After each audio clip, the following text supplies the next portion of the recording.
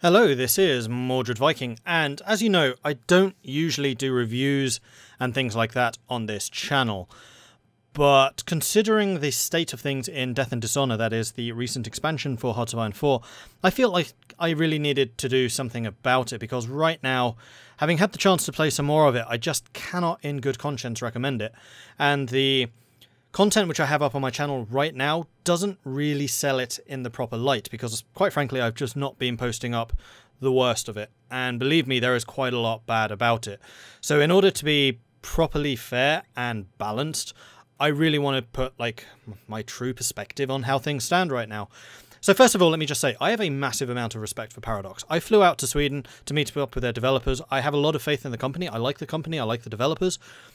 And this release just falls really, really far below the standard that I usually expect from the company. And that really annoys me. Like, they could just do so much better, but they haven't for this. So again, this is not a reviews channel. This is not the kind of thing that I usually do, but I do feel like I need to say something about it. So, what is it? It is a country pack. It is all about introducing more flavour to Yugoslavia, Hungary, Romania, and Czechoslovakia. And that is actually at the core of what's wrong here. I'm not going to say anything about the price or anything like that. That's your own decision to make. What I'm trying to say here is that 3 of those 4 nations, their focus trees, go from being simply underwhelming to completely and outright broken to the point of being unplayable. And that's just not acceptable right now. So I'm going to break it down very slightly into the 4 different nations, what is wrong with them, and basically give you an overarching detail on precisely what's going on here. So first of all, I'm going to start with Yugoslavia, which in my opinion is the worst of the bunch. It has a group of flavor events which are okay. I mean, they basically prod you into choosing either the Allies or the Axis, and the focus tree choices themselves are interesting because there's a lot of choice there. A lot of mutually exclusives. You can go this way or you can go this way, and there's a decision to be made at virtually every point in the political section of it. The problem lies in when you actually are forced to pick a side. So for me, I didn't pick a side. I got warned by both the Axis and the Allies, pick a side, pick a side, pick a side. I didn't. I wanted to stay neutral for as long as I possibly could, and eventually the UK declared war. Okay, fine. I tried to keep things going for as long as I possibly could, and they called my bluff. Alright, okay, fine. Then there was a civil war. Yeah, okay, because I had been aligning myself with the democratic nations, and there was a lot of unrest around this, because I then joined the Axis for protection. Okay, I get that. This is where things went wrong, though. Once the Civil War had started, I lost every single national spirit that I had gained thus far. And because I was already quite far down in the focus tree, there was no way of getting them down, no way of getting them back again, there was no way of changing them. I was basically screwed, because everything which I had been taking to build the country up and actually make it competitive was then lost with a click of the fingers. Further to that, during the Civil War itself, I called in the Axis, so Italy and Germany joined in the fight. Italy occupied the territories which had split away from me, even though they were still my cause, and then in the peace deal, kept them. They refused to give those lands back to me, despite them being core, despite them being part of my country. They were just now Italian. And that literally cut my country in half. Like, I'd conquered Bulgaria, I kept the Bulgarian section. It was the eastern part of Yugoslavia, which they took. And it was definitely part of my original country. I had cores in it all. It was definitely a part of Yugoslavia, and yet Italy got it. It's just like, what? So this just completely destroyed that game. So not only did I lose the national spirits which I'd gained through the game thus far, I then also had half of my country taken away from me, and this was part of the country which probably held about half of my factories, by the way. So just completely ruined. Yugoslavia is terrible. Okay, next one, Hungary. Hungary has a lot of potential. Like, the path I went down in the Hungarian game is I tried to form Austria-Hungary. That was definitely the selling point for me. This is recreating an old empire which dissolved after the First World War, yada yada yada. It's interesting. Okay, cool. I started taking the focuses, managed to get Austria, and this is where things started to fall apart. For some reports that I've read, if Germany manages to do Anschluss before you're able to form Austria-Hungary, go part down that tree, and they, I think, can if they are quick enough, then once Anschluss happens, that's it. Done. You can't get Austria anymore. I can kind of understand that, I can kind of accept that, but it still kind of sucks that you have absolutely no bearing on what's actually happening in the game. You don't even get an event kind of causing some conflicts between you and Germany. No, it's just gone. You can't do it. Then the next bit is about the actual recreation of the Austro-Hungarian Empire. So once you have Austria-Hungary and you've formed Austria-Hungary as a new nation, then you start getting focuses, which gives you claims to Czechoslovakia, the Balkan countries, etc. The bits that were part of the Austro-Hungarian Empire. However, these are just claims.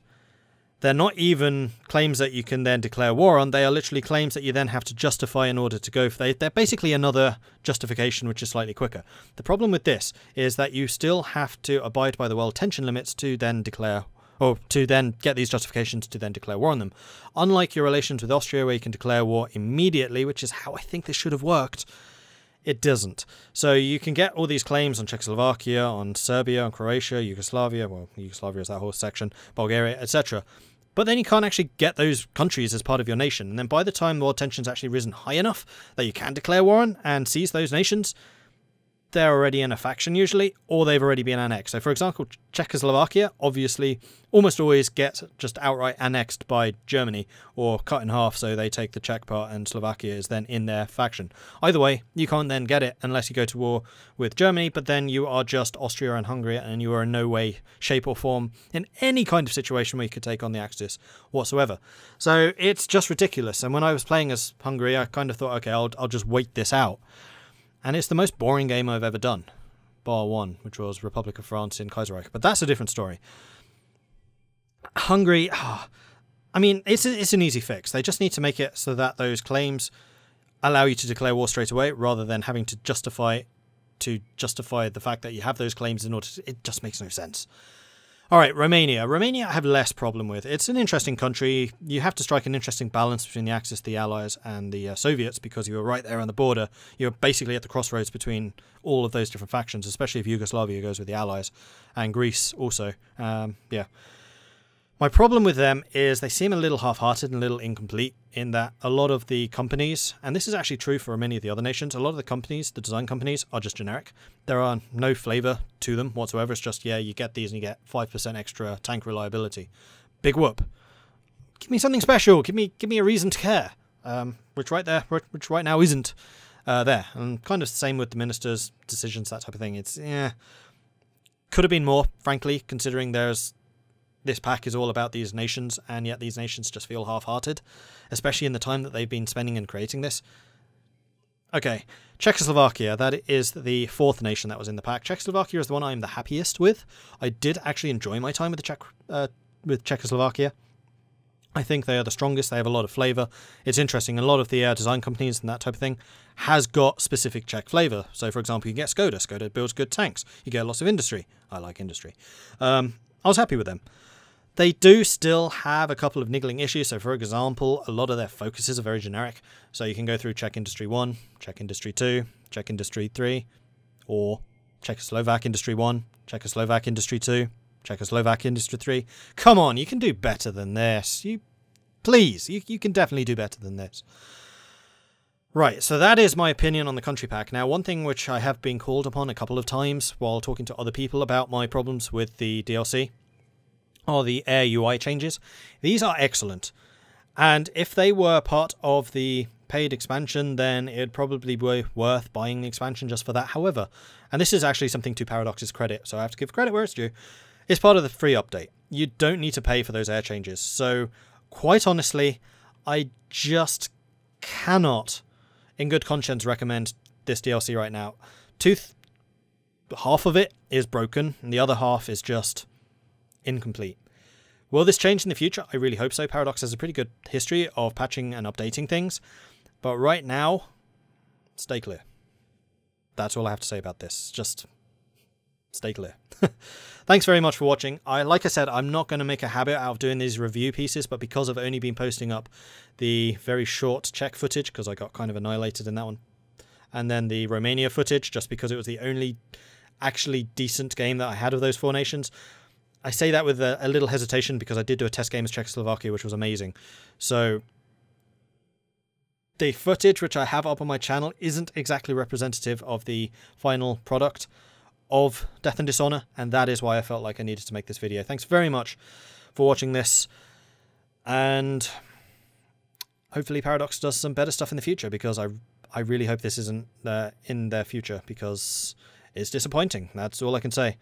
At first I was angry, but now I'm just disappointed. Paradox, you can do so much better.